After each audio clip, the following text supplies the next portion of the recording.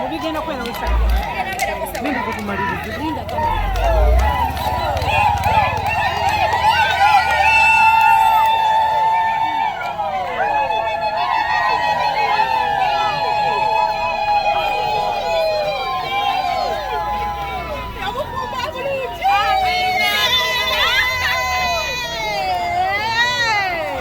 Bane mukole nnyo mulabike bulungi. Kalibu 6 kakuva ku mimwa.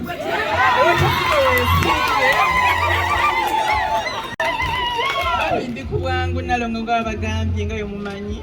In fact n'amaaso gazimbye mbanga mbadde mumanyi.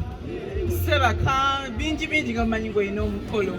Naye mbadde nina okujja nalongo yaŋŋamba munnange ogenda twerabira ng'ogenze. Ne mugamba sobola beerabira abakyala bange mbaagala nnyo. Era we mbala okugenda weeks nga 2 mujja kukkiriza nti mbaagala nnyo nja kudda era nga mbasitulidde nga bulijjo. Abakyala mbakubiriza okukola. Abaana baffe ab'obuwala tubasomese ate tubayigiriza okukola. Ebyokusoma birino biba biganye naye ng'asobola okukola. Bannange omukyala akola bawanjawulo. N'omwami takuyisaamu nnyo maaso mubitegeera. Bamanyi naawe waanaagula emmere ojja kugula enva. Bane mukole nnyo mulabike bulungi. Kalibu 6 kakuva ku mimwa. Mubeere nga mulabika bulungi. Mbadde nsaba nsale keeki tugende. Naye nzize nnyo ebirabo byange ebiro nalonga nga mulina ebirabo byange. Ayite bwangu asale keeki abagabula akole ki? Agende. 0.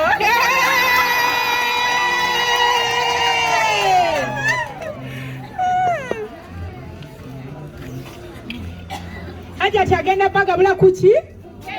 Aja kyagenda tugabula kuki? Bannange tuyimukako tweyagale sawa ya kuzigiza. Bakujje. Omukolo guno twagukoze olw'ensonga nti Kojja Kuluthum atwagala nnyo. Kiwulira ne tutuula ne tugamba nti Kojja Kuluthum laffe tulina okufuna bye tukola ki tumusiibule kale. Era bwe buno obulabo obutonotono bw'olabye nga tumukola ki tumuyita nga bannamwandu ne tukola ki ne tumusiiba. Bano bakyala be abaana bali basale ku ssomero lye abakyala balabirira okutandikira ku ngatto okulya ku ngoye tetulina kyetugera okugyako musabira abaana basoma bali ku basale balabiridde abakyala bali ku ddagala bali abanywa obugambo obusemba nti njagaliza Kuluthum obufumbo bulungi ate aleme gendera ku bigambo.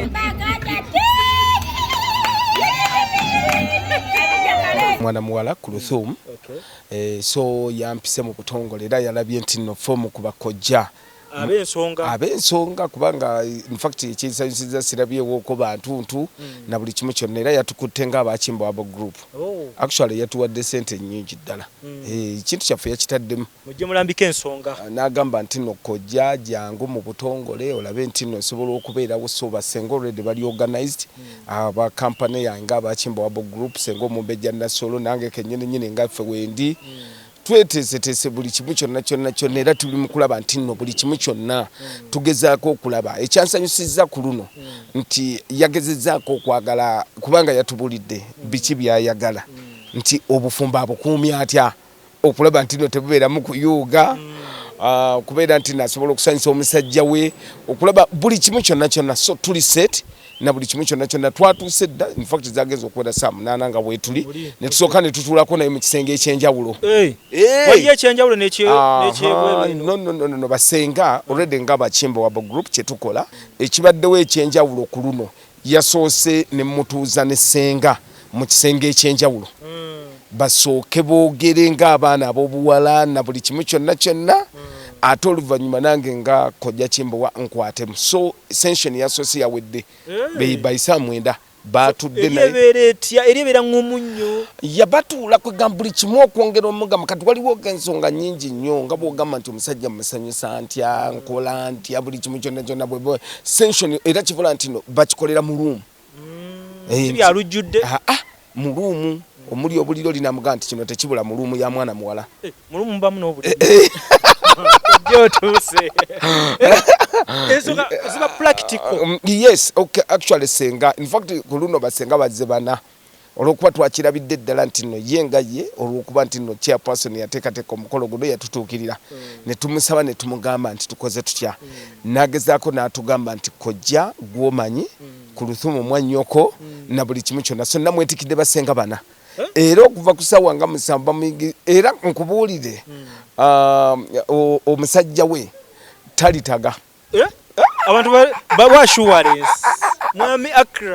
mwami Akram talitaga tuteeseteese buli kimu kyonna tumuzizaayo ng'omwana ow'obuwala bwe yandigambye nti nkwataganye ntya nkoze eki omusajja kiki ekibasanyusa omusajja bw'abeera kubanga ennaku zino challenges nnyingi nnyo lwakuba abasinga obungi temukimanyi kati Akram ayinamu ku ssente ojja kugenda okuceeka nga munna n'abatezi b'amaaso kati olwedde baba bangi ddala so tugezezzaako okulaba nti buli kimu kyonna mu nteekateeka yonna tugamba nti ne bwe kibaaki basenga olwedde omulimu gwabwe bagukoze kati ate tudda mu session ey'okubiri eri temugirabye tebasobola kiri private nnyo tugezaako okulaba nti omwana omuwala addamu n'atuula n'agamba nti kati wano waba watya wano watuukiridde wano waba watya basenga bagezezzaako okulaba nti tumuwadde essaawa 2 okuva essaawa 8 paka essaawa 10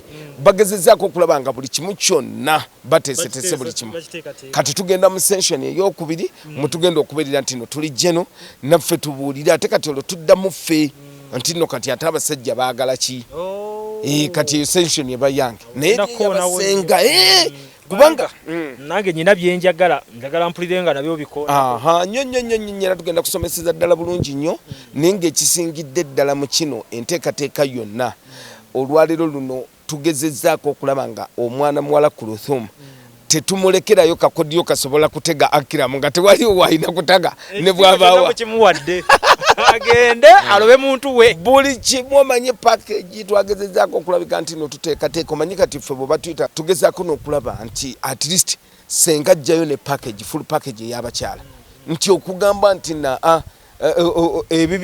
bagamba nti wakiri ebibiriranga neetawunya nti tugezaako okulaba nti buli kimu kyonna tukipaakinga omuntu kyeyandibadde nakyo so session y'abasenga kati ate nange kojja ngenda kuvuga olugendo lwange bwetuli wano ku Pearl of Africa nsonga eyo yennyini ku nsonga eno njagala abannayuganda okwetola ensi yonna engeri mu mbeera nti tukuyina njagala obabuulire Bakimbowa habo group babasangawa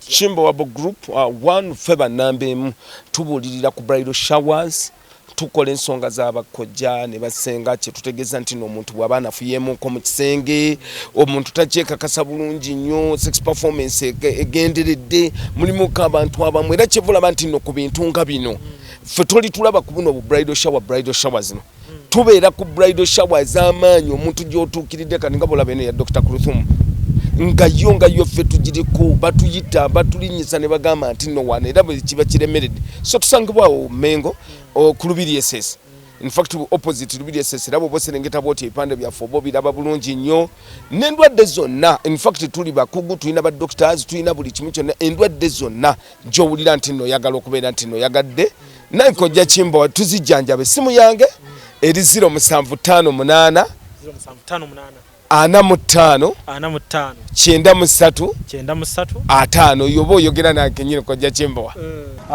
Seka kadi yakuweebwa kadi njirina mukyala wuli agina nange kadi yampeebwa mu bitiibwa nne ebyaddala VIP kale kwegamba nawe balabe VIP tweyanziza nnyabo so kadi zaatuweebwa nga wooziraba wano Seka yaweebwa Seka Budala nange naweebwa ne ttiimu yange eya Cavuton nga we tukwasaganya ensonga zino so tuli ba VIP wano emutulabira mu mbeera eno so Seka Budala ye yasoma edduwa zonna olunaku luno lutuukirire era nga ne mu meeting emabega kaawo twamubalaga teyakoma ku dduwa ne ssente wateekamu mu mukolo guno nateekamu insha Allah alhamdulillah weebale nnyo Seka salamu alaikum. Wa alaikum salam wa rahmatullahi wa barakatuh. Seka obulamu bugamba butya leero? Alhamdulillah tuli basanyufu nnyo okubanga ekintu kye tubadde tulwanirira okulanga tukituuseeko ate nga tuli mu makubo matuufu tuli mu makubo makyamu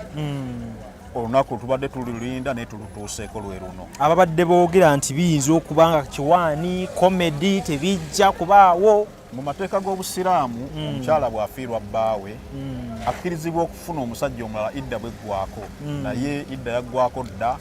Naye omukyala bw'aba afunye omusajja nga mutuufu era gwe tuzzeeko okuwaako obujulizi tusaba Allah ateekemu omukisa abaggirewo enkonge ze bayinza osanga mu kkubo awo abafuulire olugendo olwo olulungi paka Allah lwali bajjulula.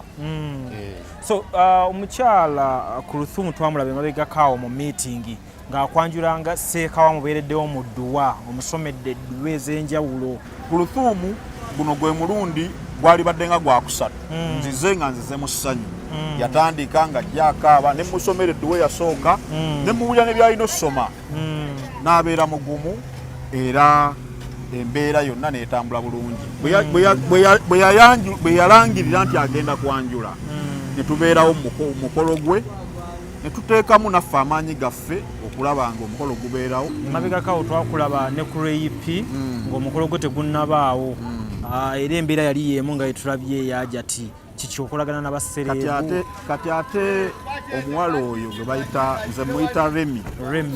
Omuwala oyo ye ebizibu byate byali binene nnyo okusinga ebya Hajjati nga nabyo biremeseza mukolo nga nabyo kumpi biremeseza omukolo. Omwana oyo yalina ebizibu biri nti yalina obuzibu n'omuntu gwe sijja kwogera kusoma edduwa oli n'amwesonyiwa nadda ku mirimu gye n'akola. Omwana oyo n'agamba nti njagala seeka kukyusa mulimu era nemugamba nti tugenda kusoma bwetuti ne bwetuti ne bwetuti era yajja neyeebaza ng'afunye omulimu omulala gwaliko essaawa eno. Kati abantu bangi waliwo abajja nga tebajjidde mu kamera naye kati ng'abo baserebu yaba ayagala ebintu bebikole ki okukakasa nti amukoledde mutuufu abyagala muki mu kamera era kyovoola. Naye abantu bangi bajja nga tebali mu kamera ne tukola emikolo gyabwe ne tubasomera edduwa zaabwe. So toliwo abaserebu bokka? Asiriwo abaserebu bokka ab'ebweru mbasomera ku ssimu yange okwo kasita okuba ku vidiyo call oba onfunye ne twogera ne nkubulira ekyokukola.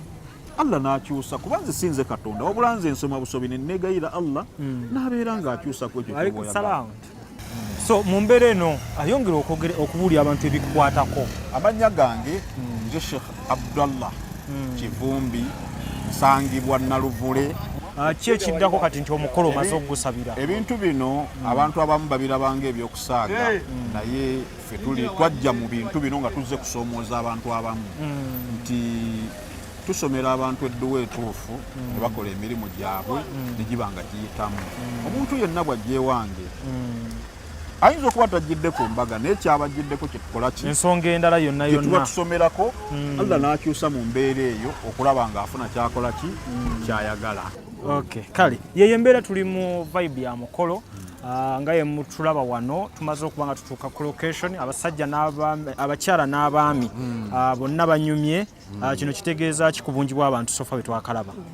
Kino kitegeeza nti omuntu gwe bajjiddeko oba gwe bazze okubeera nga abanjula muntu w'abantu nti abantu gye bakoma okujja ku mukolo gwo bwe bungi bwaki by'essanyu ly'abantu. Ne Nabbi yagamba sallallahu alaihi wasallam nti kati eno embaga tugigerageranyanga kufa nti abantu bayimirira mu jenezayo abantu abo nga bonna batuufu ne bawera 40 kudda waggulu. Allah asaasira n'akusonyiwa ebibi by'obadde oyina n'obeera nga otambula mu mbeera ennungi.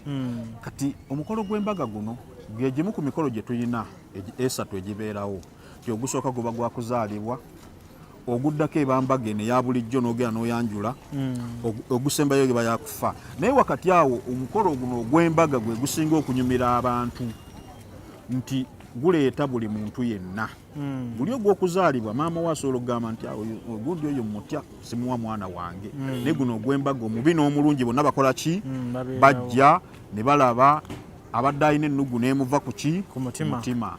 Nsaba abagoberera abagenda okulaba omukolo guno mutunuulire embeera eri wano n'essanyu eriri wano nti omwana omuwala ono amaziga ge yakaaba lyessanyu lyakoze eki yafunyeemu okumwogerera kwonna lino lyessanyu lyakoze eki omwami we simanya ali bwati simanya biki bana abantu mwogera kale abantu balina okwogera olw'ensonga teri muntu gwe batoogerako ne nabbi Muhammad sallallahu alaihi wasallam abamwogerako n'omuloga bamuloga nga kiva ku bantu baki babi kati ffe bwe tuba tukola bino ebintu nze bwe nkugamba nti nabbi Muhammad bamuloga sallallahu alaihi wasallam nawe basobola okuloga naye jangu tusabe edduwa tusabe Allah asaasire tubeere nga tujjawo ekizibu ekyo abalogo tubaveewo tutambule n'obulamu kale tugenda kuba nga tetwegatta ku bannaffe abangi abeegasse ku mukolo guno tubeere nga ate munene amasanyu tugagabanira wamu tunyumirirwa wamu kwegamba lunaku lwa kusanyuka lwaki nedda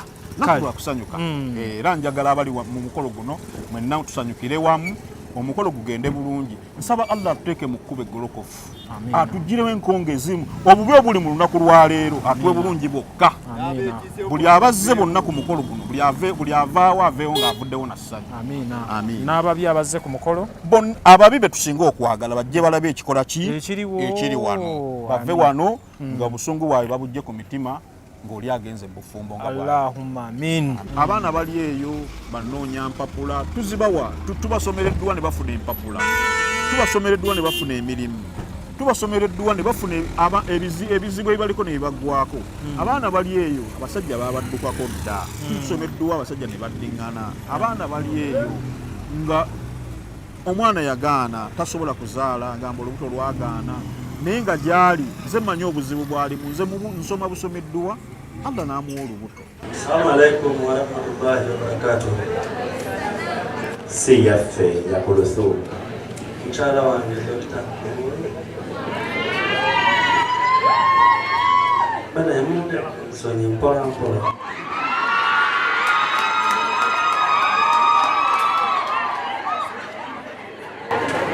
ebisinga mbikusuubiza nga tuli babiri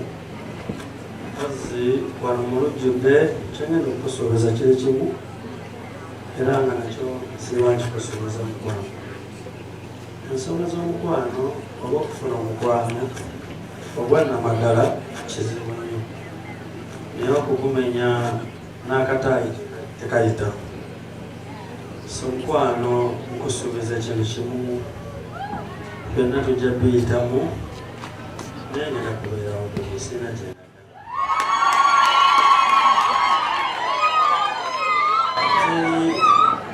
ajja kuntwalako mukwano nkwagale kale wamwe balimanya kye balimpa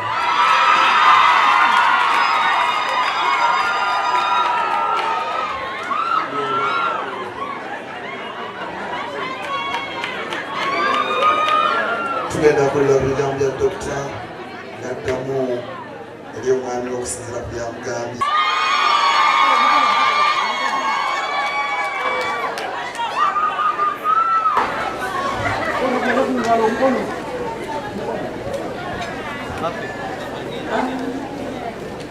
Omwami wange olisa